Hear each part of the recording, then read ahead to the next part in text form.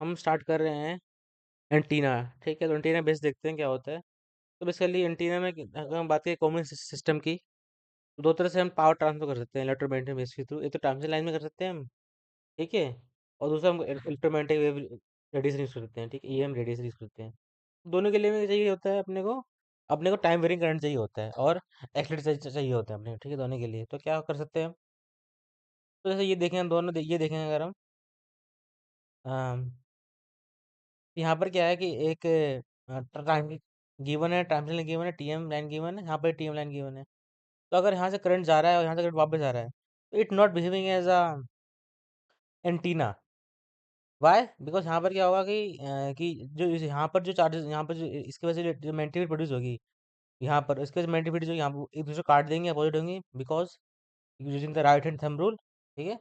हाँ, ठीक है। और अगर हम यहाँ पर जो जो और हमारी जो मेंटिव फील्ड होगी जो कंसिडर होगी इसके बीच में, इन दोनों के, अगर हम लगाएं कि एनर्जी कैसे फ्लो कर रही है यूजिंग पॉइंटिंग थ्योरम, तो ई क्रॉस एच, ठीक है। तो अगर हम इलेक्ट्रिक फील्ड देखें यार, यहाँ से यहाँ पर है, तो इलेक्ट्रिक फील्ड कहाँ से क्या सकते हैं, यहाँ से यहाँ तक होगी इलेक्ट्रिक फील्ड, ऐसे कुछ होगी। तो ई क्रॉस अगर लगाए ई क्रॉस एच, तो ई क्रॉस एच क्या दिखाया अपने को कि ये कहाँ जा रही है, कि जो हमारे एनर्जी है वो यहाँ से यहाँ फ्लो कर रही है, टुवर्ड्स द लोड फ्लो कर रही है। पर पर क्या ये एक एंटीना तरह बिहेव कर रहा है? नहीं। वो यहाँ से क्या है, एनर्जी कोई मूव बाहर नहीं आ रही है, ये इसमें क्या है, ऑक्यूपाइड है और कंसंट्रेटेड है, और इसके बीच में क्या है, फंसी हुई है। You can say it is यहाँ पर क्या है, इंक्लोज हो रखी है इसके बीच में, ठीक है। तो फिर भी पढ़ सकते हैं कि क्या क्या होता है। यहाँ पर थोड़ी लिख रखी है थोड़ी सी मैंने, इसको हम रूल ऐसे लिख रखा है, ठीक, आगे लिखते हैं कि हम बात करें टर्मिनल लेंस की। एंटीना में कि हम ट्रांसलेशन यूज करते हैं टू ट्रांसफर पावर, ठीक है। तो ट्रांसमिशन क्या होती है, यहाँ पर वो ट्रांसमिशन लाइन थ्योरी कभी यूज होती है, वो तभी यूज होती है जब हमारी क्या होती है, लेंथ जो होती है वो हमारी क्या होती है, बहुत बड़ी होती है, किससे, वेवलेंथ से, या कंपेरेबल होती है, ठीक है।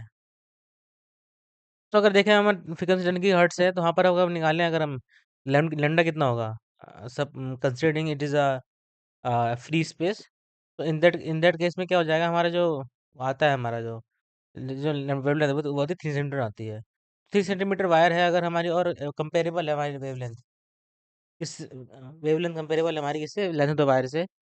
सो उस वक्त में क्या हो जाएगा, हम क्या करेंगे, टाइम से लेंथ थ्री इसको ना शुरू कर देंगे यहाँ पर हम।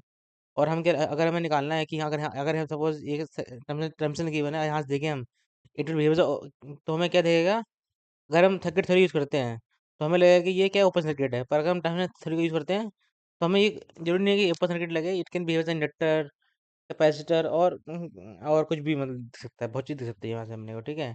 कैन बी आरएलसी सर्किट दिख सकता है हमसे को, ठीक है, तो कम्बिनेशन भी दिख सकता है अपने को यहाँ पर।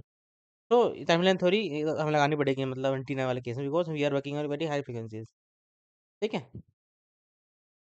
तो नेक्स्ट देखते हैं। तो अगर हम देखें, मतलब इसका मतलब ये है कि अपने को कह सकते हैं कि करंट डायरेक्शन बहुत इंपॉर्टेंट चीज़ है हमारे लिए, बिकॉज कि at the end her cheese current direction से ही हो रही है हमारे पास, बिकॉज करंट कैसे फ्लो होता है उसके बाद हमारी क्या होगी, प्रोड्यूस होगी इलेक्ट्रोमैग्नेटिक वेव, की प्रोड्यूस होगी नहीं होगी रेडिएशन, ठीक है।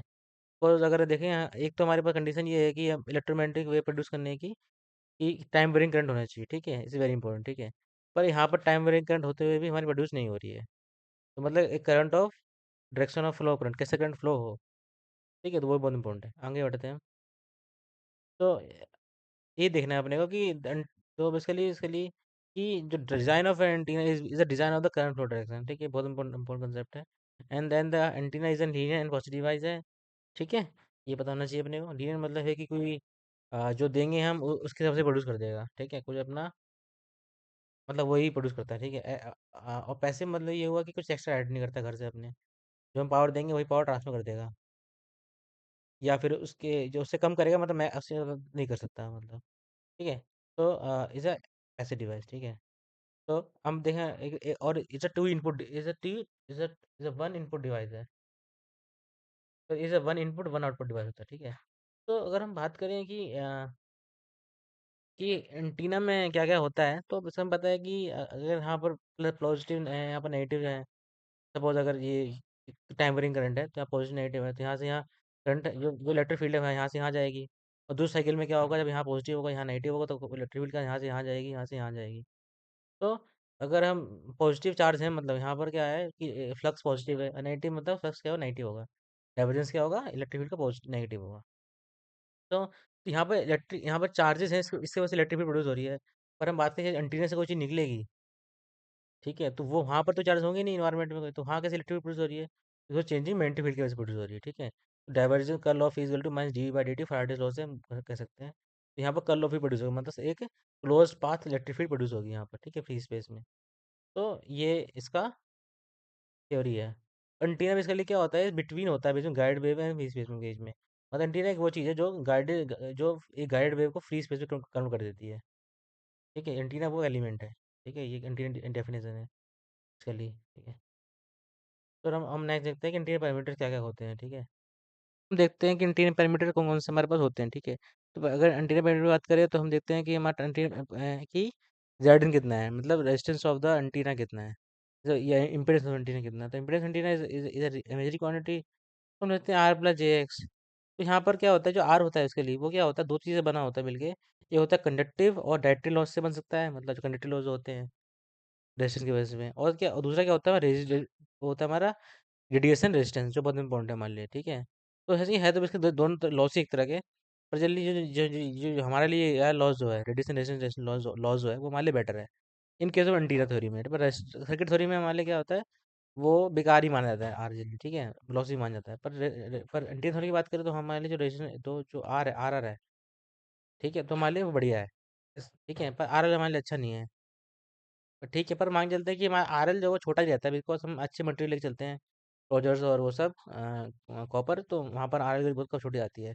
तो बात करेंगे हम रेडिएशन एफिशिएंसी की, तो कितना हमारा रेडिएशन कितना हो रहा है, तो R R divide by the R R by total by total R, ठीक है, डिवाइड करते हैं हमारा, तो हमारी रेडिएशन एफिशिएंसी आती है। जितनी हमारी एफिशिएंसी अच्छी है उतना हमारा क्या हो रहा है, बढ़िया काम कर रहा है। रेडिएशन एफिशिएंसी अच्छी होनी चाहिए, ठीक है हमारी, उतना हमारा अच्छे रेट कर पा रहा है, मतलब उतना पावर ट्रांसफर हो पा रही है हमारी, ठीक है। तो इसको हम कैसे निकाल सकते हैं इन चीज़ों को, वी ने यूज़, तो इस वीन से नहीं निकलता चीज़ें। तो वीन से हम क्या करते हैं, आर केवल निकाल सकते हैं, ठीक है, पर आर आर इसको निकालना बड़ा मुश्किल होता है, ठीक है। How will separate all this thing, तो इसको हम लॉग बी से डिपेंड करते हैं। तो माइनस 3 dB ये सब भी कर सकते हैं, ठीक है। तो अगर हम बात करें कि एक अगर टाइम सपोज एग्जाम्पल लेते हैं, अगर हम कि ट्रांसमिशन की इवेंट ट्रांसमिशन कैसे कैसे हम डिपेंड करेंगे, जेड नॉट बीटा एल से डिपेंड करते हैं, ठीक है। तो अगर हम मान के चले कि सपोज ये लेंथ है हमारी बहुत छोटी है एज कम्पेयर टू लेमडा से, तो अगर ऐसा हो रहा है, मतलब लेमडा बहुत बड़ा है इसके लिए हमारा, तो उस केस में क्या हो जाएगा, हम नहीं लगा पाएंगे टाइम सेंस थ्योरी, मतलब नहीं लगानी चाहिए अपने को, हम सेकंड थ्योरी से यूज़ कर सकते हैं, ठीक है। तो हासिल करेंगे तो ये जीरो हो जाएगा, because lambda is very high as compare to L, ठीक है, तो जीरो हो जाएगा, 10 0 0 होता है, जीरो जीरो ये यहाँ जाएगा, और जेड कितना आ जाएगा हमारे पास, जेड जेड इक्वल हो जाएगा, मतलब जेड इंक्लू जेड आ जाएगा। And doesn't depend upon the transmission line, depend नहीं करता है लेंथ पे कुछ में डिपेंड नहीं कर रहा है, मतलब ये तो ऐसे कहने का मतलब ये है कि अगर अगर हम सेकंड थ्योरी लगा रहे हैं तो वहाँ मैटर नहीं करता है कुछ भी, तो ठीक है। और दूसरी बात ये कि जो हमारी ये यूज़ करते हैं, हम जो इक्वेशन करते हैं, यूज़ करते हैं, वो क्या, ये किसके लिए अप्लाइड एप्लीकेबल है, मतलब इस applicable for the lossless lines के लिए हम मांग चलते हैं, ठीक है। इसमें लॉसेस इंक्लूड नहीं किए गए इस लाइन में, इस इक्वेशन में, ठीक है। और ये इंपॉर्टेंट याद करनी चाहिए अपने को, ठीक है, पता ही है अपने को ये चीज़ें। और बस इतना ही है।